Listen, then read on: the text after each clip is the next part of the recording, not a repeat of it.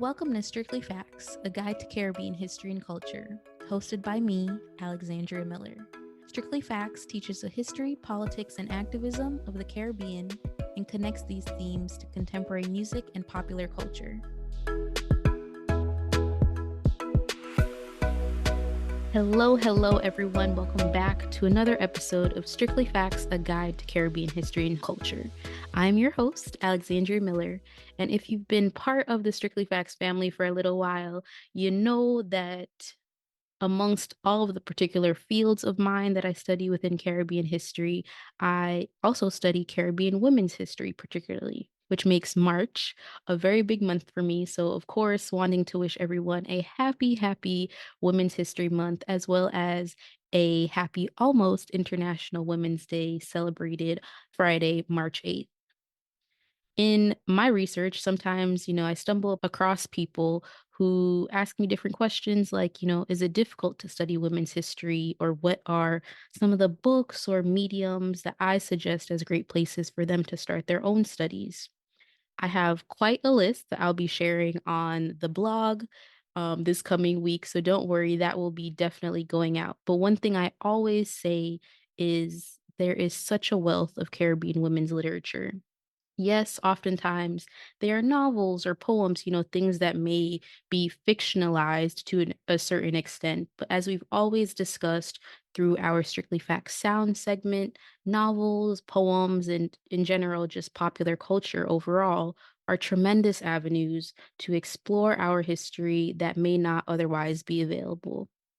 And so joining me for this wonderful discussion is my good friend, a fellow alum of my program, one of the preeminent scholars of Caribbean women's literature. Say when me say friend, I not just regular friend.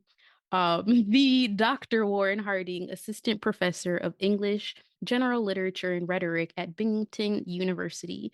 So, Warren, thank you so much for joining me for this show. Why don't you let us know a bit about yourself, where in the Caribbean you rep Camino, but tell people them, and what inspired your research in Caribbean women's literature? Oh man, big ups. Thanks, Alexandra, for first inviting me to the podcast to chat with you and listeners a bit about Caribbean women's literature. You're too kind. You're really too kind. So, my name is Dr. Warren Harding. As Alexandria said, I am a writer, an educator, and scholar. I am an assistant professor of English here at SUNY Binghamton in upstate New York, where I teach courses on globalization and literary culture, Caribbean women's writing, Caribbean imagination, as well as American literature so far. And I come from Jamaica, born. Bob, Bob, Bob, and, Bob. and I was raised in New York. So I moved, when I was 5 to Brooklyn, and then my family moved to Staten Island. So, I'm a New Yorker. And my interest in Caribbean women's literature, I think takes like twofold. For one, you know, um, growing up, I would always hear Miss Lou, right? And Ring Ding, and the storytelling of the women in my family. And, that really impacted me to just have an appreciation of language, have an appreciation of my history in ways that weren't necessarily in academic spaces or in, K through 12 education, right? Especially in moving to the US. But what I think spurred my scholarly interest in Caribbean women's writing, I went to Oberlin College for my undergrad, and I majored in Africana studies there and history. And I took a class in the history department on immigration and US history, and we were tasked with doing an oral history of someone. And I decided to do an oral history of one of my professors, Dr. Meredith Gadsby, who was my mentor as well as advisor. And for those who don't know Meredith Gadsby, she is the author of Sucking Salt, and she wrote a lot about Caribbean women's writing and migration and survival. In interviewing her, I just had this appreciation of trying to learn more about how she began her work in terms of looking at the women in her family who came from Barbados to the US, to Canada, right, and to the UK, and understanding all these migratory flows and talking about her identity too as a second generation Caribbean American woman, how she was able to navigate that space. And so at the time I was researching dance hall, I was thinking about dance hall and post colonialism, and then moved on to think about the Caribbean artist movement in London, and these array of just literary production and cultural production in the mid 20th century that was happening. And one of the things that I realized, or something that happened along the way, was three of the women in my family passed. My aunt, my grandmother, and my great grandmother passed in 1 year. And so, as I was finishing up my research, particularly on the Caribbean artist movement, I also knew that my own grandmother had went to London during that same time when the Caribbean artist movement was in its heyday in the '60s, and I realized that all the folks that I focused on were these men, right? And I was like, but where is my grandmother in all of this? Or where's my aunt in all of this? Where's my great grandmother in all of this? These narratives, how are they complicated? How are their lives shared, right, in stories and in this development? And so I forgot to also mention I was researching as well dub poetry and the dub poetry movement too in the '60s and the '70s between the UK and Jamaica. And so I kind of had a shift because it wasn't as if Caribbean women writers weren't in my mind, right, in my brain. Actually, from the interviews with Meredith at the time, the writer that came to mind a lot was Paul Marshall, and of course Audre Lorde as well, right? But I didn't write about them in a scholar, in my scholarship or in my studies. I was reading them all the time, but I wasn't writing about them. So that really inspired me, as I moved on to grad school, to delve more into Caribbean women's literature and Caribbean women's writing because, uh, it just opened up a world to see not only particularly in the Anglophone Caribbean, but also the Hispanophone Caribbean, the Francophone Caribbean, just these narratives of migration, these narratives and these aesthetic moves between the past and the present that really enriched my life and was just enriching how I saw, how I listened to, and how I understood the world that I was living in.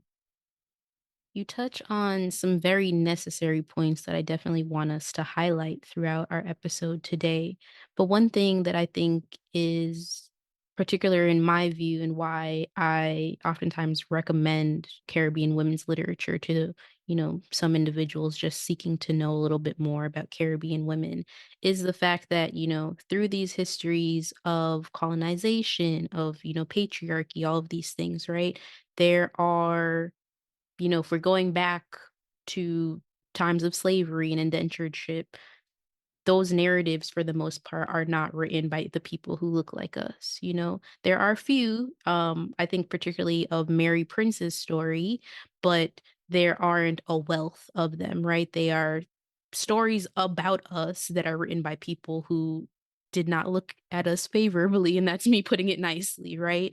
And then I think if we even move forward a little bit in time and look at just hierarchies of how scholarship is written, there are so many, particularly like male Caribbean scholars and theorists who we think about, from Stuart Hall, Walter Rodney, amazing scholars in their own right. So I'm not taking that away from them by any means, but I definitely think the gist of understanding, the range of Caribbean experiences can definitely be one-sided or a little bit provincial, when we're focusing on these Caribbean male figures, right? And so in that, I guess, my question to you is, what really do you think is the sort of just core things that we get out of reading Caribbean women's literature, right? To see them as not only individuals, as theorists and, scholars, storytellers, historians, etc., but what picture do we get of the region and our experiences from their dimension and from their point of view? Thank you. Thank you for that question, Alexandra. I think for Caribbean women writers, what we get is a more complicated region, a more complicated diaspora too, because of right these histories of violence, right these histories of right of the voice. What does it mean to have a different voice of the Caribbean than what is traditionally there? This is not to say as well that Caribbean men's voices, right, weren't important. Rather, what is to say is that, well, there was only one side of the Caribbean that was represented, not the full breadth of the Caribbean. So I think Caribbean women's writing gives us a fuller breadth of what is happening. And I think back to Opal Palmer Adisa and reading her essay, I Must Write. And one of the things that I really appreciate about her work, and also in for a lot of Caribbean women writers, it's the idea that right there's this idea of okay, what is the writer supposed to do? Oh, you're supposed to have been reading from you were like 2 years old, or you're supposed to have this eloquent kind of erudite education. What Palmer Disa reminds us is that writing was every day, right? And it's a matter of, which everyday experiences are privileged and which are not. And unfortunately, because of how, right, these hierarchies of oppression work, Caribbean women's voices have been silenced. And so I also think that Caribbean women writers, they add, right, depending on where you are, right, because we're talking about a region and a diaspora that is, right, multilingual, that is multiracial, that's cutting across different class boundaries, right, that is significant. So I think Caribbean women writers add to that in kind of having an eye for, as a collective, around, right, these marginal and often siphoned experiences. Now, this isn't to say as well that Caribbean women's writing is just one thing, or that Caribbean women writers all agree on different, right, different, aesthetic or political values. But it's to say that there is a conversation happening, and I think that that question or that kind of mode of conversation and mode of dialogue is something that, for example, the 1980s teaches us when the first international conference on Caribbean women writers organized by Selwyn Kudjoe, where he's bringing, these range of Caribbean women writers to the fore. And then, of course, the publication of the conference proceedings allows us to see those different, and divergent kind of analyses and divergent ways of reading literature. And then, of course, you have out of the Kumbla, the edited collection on Caribbean women in literature, edited by Carol Boyce Davies and Elaine Savory Fido, right? Which really galvanized again, well, what does the critic do, right? Right? How can we have criticism with the creative together, right? And then the formation of the Association for Caribbean Women Writers and Scholars, right? So all of these kinds of networks and ways of pushing for the publication of, the criticism of, and the study of Caribbean women's writing, just opens up again these conversations. And I think back to right Sylvia Wynter's discussion of right the great upheaval of the 1960s, where you have right independence movements, feminist movements, Black Power movements happening, right? There is an opening there. And I think Caribbean women writers expand in that opening of what it means to be revolutionary and not revolutionary in the grand scheme of things, but revolutionary in the everyday. You said a word a while ago because I was going to bring up several of those books.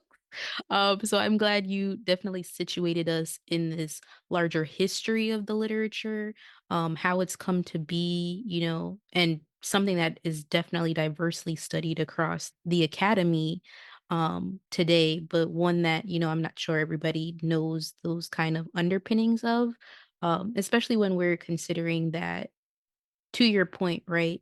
We oftentimes talk about revolution. We talk about the independence movements. And so you're always going to champion the politicians, the activists in a particular way, right? What again, even in my mind, activist is a broad word, but it's not necessarily the like picketer or, it's varied in its iterations. And so thank you so much for highlighting that for us in the sense that resistance also comes from writing. And, especially given our diaspora, the ways that we move and migrate, especially that sort of, if it's like a picket line type of thing, might not always be feasible. But literature is a way that I think Caribbean women across the world connected with each other, as you mentioned, through the conference, right? There are so many we could really talk about, which is why I'm going to do a separate list on our blog, just posting about some of the books and things that people can check out. And we've talked about, people like Jamaica Kincaid. We've talked about Lord, as you touched on, Audre Lorde, several, but I know two that are very particular for you right now are Makeda Silvera and Merle Hodge. So I definitely want you to, share with us a bit about their contributions to Caribbean literature widely, especially, as the budding expert. Me, I wait for the book drop, Warren. I don't know. I feel like I don't necessarily have to have the first copy when the book drop, but I at least need to be like top 20 of the list. But we'll see how that goes later on down the road. But share with us why those are, two people for you who definitely need to be highlighted. Yes, no, thank you, Alexandra. Yes. So Makeda Silvera and Merle Hodge, have been transformative figures, I believe, in Caribbean women's writing. So for those who don't know, Makeda Silvera is Jamaican and moved to Canada in the 1960s, and she is the co-founder of Sister Vision Black Women and Women of Color Press, and she founded this in 1983, and it was a press that was formed to increase the number of Black women and women of color who were published in Canada, but also worldwide. She was involved in the Black Power movement, the feminist movements within Toronto and specific in Canada. And, you know, for me, one of the things to also understand about her founding of Sister Vision Women of Color Press is that she's founding this press as a Black lesbian woman, right? And she finds this press, at her house in Toronto. And the house also became this organizing space for Black queer movements, right? And I think one of the things she adds to the Caribbean women's writing is to think about how Caribbean women writers are also publishers, right? Or have the wherewithal to develop, right? That, hey, if we're not being published by these major presses here, why can't we do it ourselves, right? And so she was a very instrumental as well through the press to have edited volumes on Caribbean women's writing, right, on Black lesbian writing. And she also published her own work. This was outside of the press, but, I Heart Does Not Bend, as well as Remembering G and Other Stories.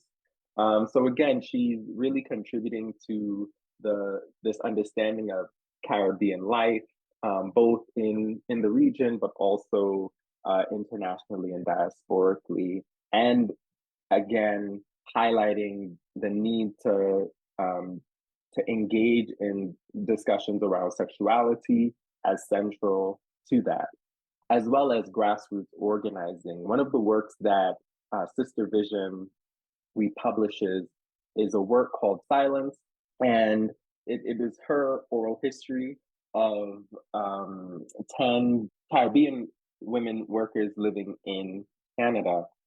And one of the things that I appreciate about this work is that it extended from her own grassroots organizing. She was a journalist, writing for Black newspapers in the 70s. And there was this case called the Seven Jamaican Mothers case, where the Canadian immigration was making plans to deport seven Jamaican mothers for lying on their papers that they had children back in Jamaica.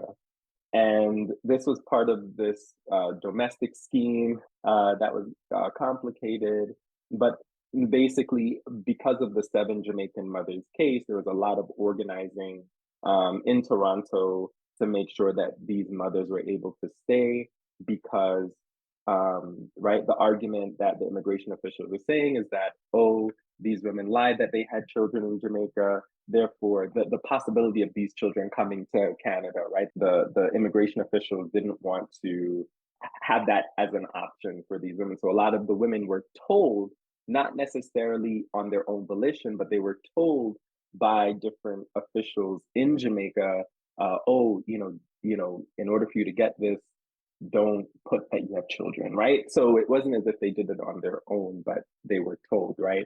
Because at the time, right, the question about remittances was important, especially in Jamaica, going through the kind of economic downturns of the 70s, right? The government needed folks to leave in order to send back remittances to keep the economy afloat. So there was a whole bunch of that happening. But anyway, long story short, the women were able to stay in Canada, and following that, Silvera was inspired to continue to do work with domestic workers, and in particular to hear their stories around their lives in the Caribbean, their experiences in Canada and facing discrimination on the workplace, but also, right, threats of sexual violence, right, how they formed friendships with each other. And so she conducted these oral histories, meeting these women at different places. One interview was done in a park, right? Understanding the dynamics of domestic workers, being either a living domestic, right, where some degree a living domestic having less spatial autonomy, right, to have privacy, versus a domestic worker who isn't living, right? So to understand those dynamics at play. But one of the things she wanted to make sure is that these women's stories were honored and that they were not unencumbered.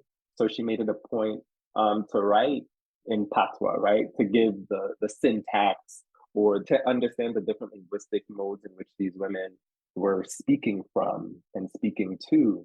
And then, of course, what she's also doing with this work and publishing these oral histories was to activate, in Canada, to continue that movement that doesn't just end with the seven Jamaican mothers, but there are always Caribbean domestic workers who need a voice, who have a voice, right? And for the public to realize that Canada is not this benevolent, nice place for everyone, because of, right, these dynamics around gender, race, and citizenship that continue to oppress and silence, right? So these women are silenced no more when you read their oral histories, and then just the vulnerability that each of the women have with Silvera, I think is a testament too to understand how Caribbean women's writing, right, the political work of Caribbean women's writing and also the form of Caribbean women's writing. That yes, we have fictions and we have novel poetry and the like, but also there is these oral histories that can actually develop a whole story and fictions and non-fictions in and of themselves and a poetics. And it's also interesting too for Silvera that she was also publishing, again, right, women of color. So indigenous women were being published, as well as Latinx women were being published in Sister Vision, and right, different forms, poetry, novels, plays, right. If I remember clearly, Lionheart Gal, Sister Vision Press published that as well. Even African American women. Um, Nikki Finney, her poetry collection Rice was published through Sister Vision Press. And they would have these different fundraisers that Sister Vision Women where they would invite folks like Toshi Reagan to come and perform, right? So again, there's these kind of diasporas as well through Sister Vision and Silvera's work that is important. And so, as again, I said, she co-founded this press, with Stephanie Martin, who is her partner as well from Jamaica. So again, right, this question around sexuality was very important. And Merle Hodge, she's from Trinidad and Tobago, and Merle Hodge, I always look up to Merle Hodge like, wow, she does amazing work. But she was the first Anglophone Caribbean woman to publish in the post-independence era, and she publishes this novel, Crick Crack Monkey. Now, Merle Hodge is also an expert in Francophone literature. She goes on to secondary education in London and then works in Denmark, I believe, looking after children in Denmark, and then returns to Trinidad. And it's within her travels where she's writing Crick Crack Monkey, and she publishes it in 1970. She becomes a literacy advocate and teacher in Trinidad. When the Grenada Revolution begins, she goes to Grenada and she is working in the education department in Grenada. It's interesting. When I was in Casa de las Americas in Cuba, I found a pamphlet that she and Chris Searle wrote during their time in the Grenada Revolution. And following the fall of the Grenada Revolution, she returns to Trinidad, and she's part of the grassroots feminist organizing, and also a key interlocutor in forming the gender studies at UWI in Trinidad. She publishes another work called For the Life of Letitia.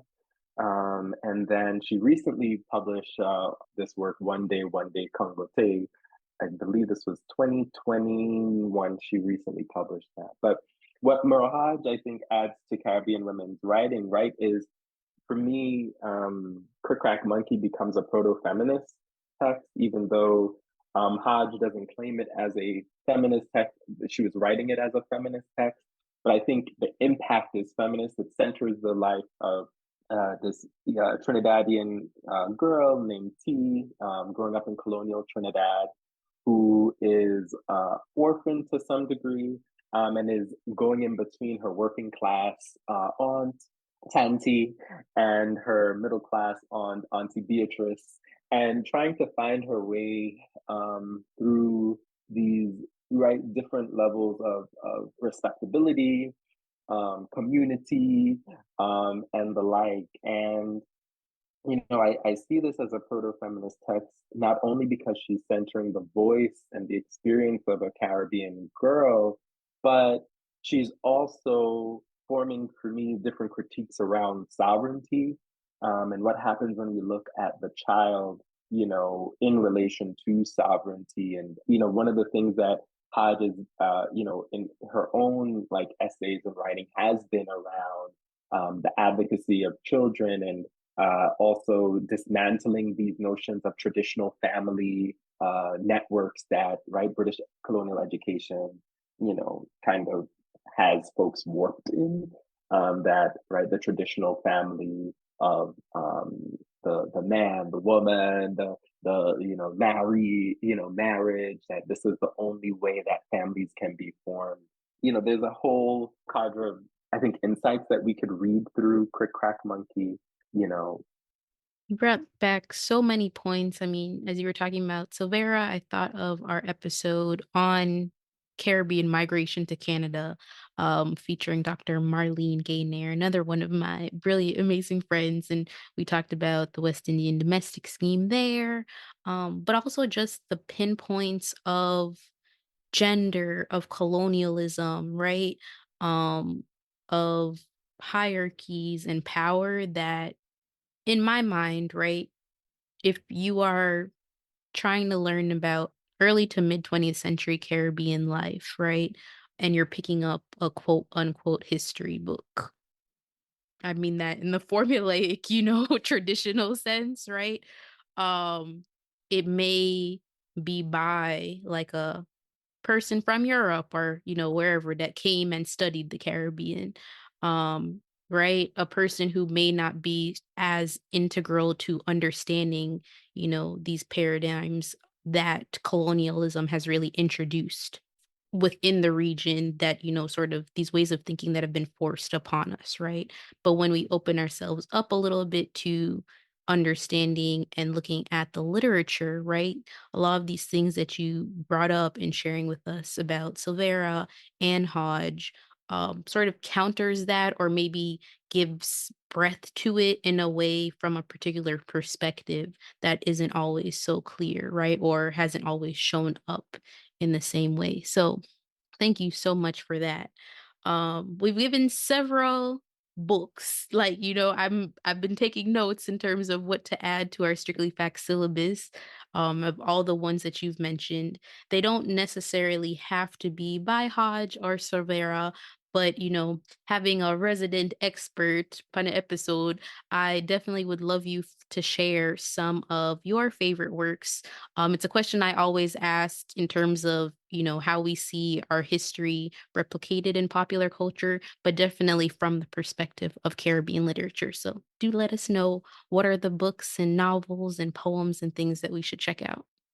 Thank you for that. Thank you for that. I mean, there's just so many. We could have a whole I hour and a know. half, but I have to say, one of the works is, If I Could Write This in Fire by Michelle Cliff. I just adore that. Triangular Road by Paul Marshall, as well as, for me, Georgina Herrera, who's a Cuban poet. Her work Cimarroneando, Always Rebellious, is the translation.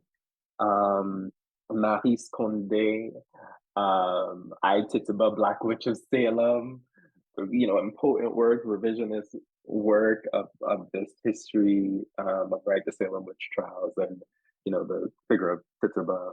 I also want to give voice to some other writings as well that is like contemporary for today. So I think about the work of Sophia Sinclair and her book of poetry, Cannibal. I think about Shivani Ramloshan's Everybody Knows I'm a Haunting, or Everyone Knows I'm a Haunting. I think about Opal Palmer, Adisa, I Name a Name. And that's a beautiful poetry, prose, and a short story collection. Um, and I also think about folks like Lillian Allen, right, dub poets, right, to think about literature, not just reading from the page, but listening as well. And I think that's where dub poetry comes to light. And in our listening, to enhance our reading practice. The plays that are out there. I mean, as we said, Lionheart Gal is one. I think about Gayutra Bahadur's Coolie Woman, as well as Mahadai Das's poetry collection Bones. I think about Simone Schwartz-Bart, Bridge to Beyond, Edwidge Danticat, of course, Create Dangerously, Mayra Santos Febres, Selena. It's just beautiful, the kind of breadth again of these works. Dion Brand's The Door of No Return, and Norbese Phillip, as she tries her tongue. Soledad Rios, Aguanile, she's a Cuban poet who just published Aguanile. Even recently, I was reading Queenie. Oh my gosh, I love Queenie.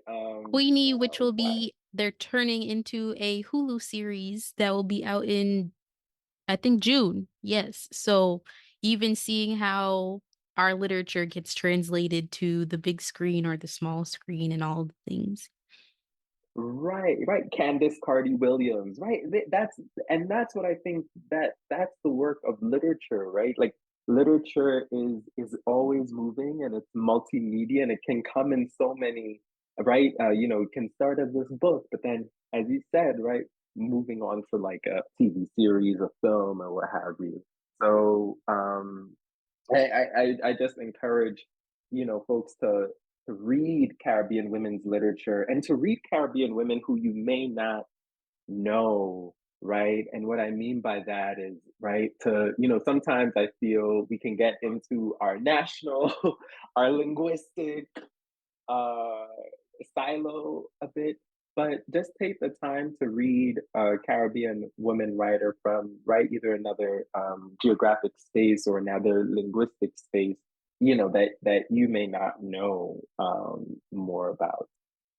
I definitely want to emphasize that point and really thank you for sharing that and sharing your list with us, Warren, because I do find that, right? Especially when we're sort of doing these deep dives, which even in my own readings of Caribbean literature, I first was like, yeah, let me read all of the Jamaican women's literature as a Jamaican, right? But to the point that you're emphasizing here, not only is there so much else to learn when we're, expanding outward, but there are a lot of parallels to make, right? There are a lot of ways we can see the stories similarly and understand, may have never been to Grenada, but you can now draw something a little bit differently about their culture or their history or experiences. And even say, wow, I never considered putting Hodge in the same conversation as Adisa or, the list can go on as we've definitely mentioned, but I do definitely want to thank you for raising that point and it's a tremendous one to make, right?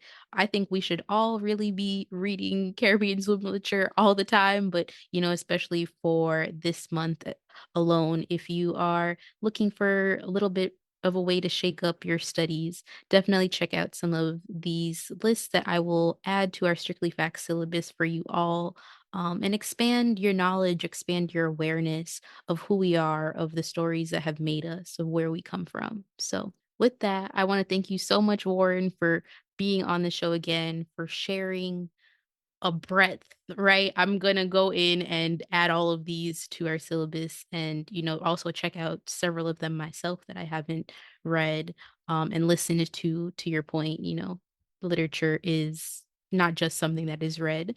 But this was an amazing conversation and I really thank you so much for sharing. Thank you, Alexandria. And as you were talking, I was like, oh yeah, Evelyn Trio, Mm. Leila Wati Vanderrading, Desiree Bailey. I mean, like Yes, this Desiree was is, on the show.